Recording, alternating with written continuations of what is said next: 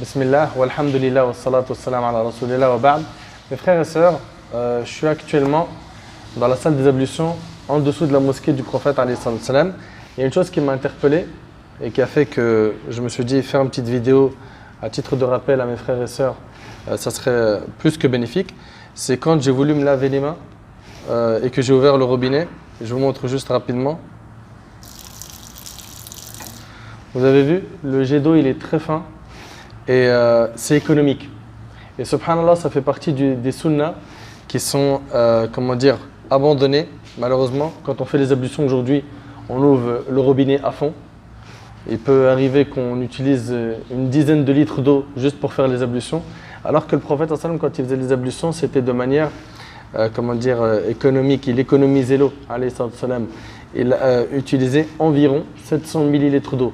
C'est ce qui est l'équivalent de la petite bassine qu'on trouve dans la mosquée. Vous savez, les petites bassines qu'on utilise pour faire l'eau d'eau. Et donc j'encourage mes frères ainsi que mes sœurs de ne pas gaspiller l'eau. C'est un grand bienfait. Il y a plus d'1 milliard de personnes qui sont privées de l'eau dans le monde. C'est une ni'ma qui est immense. C'est une source de vie.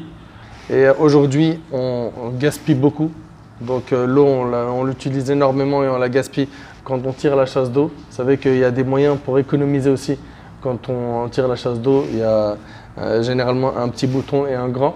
Donc essayez de faire attention. Pareil quand on se brosse les dents, quand on fait les ablutions, quand on prend une douche.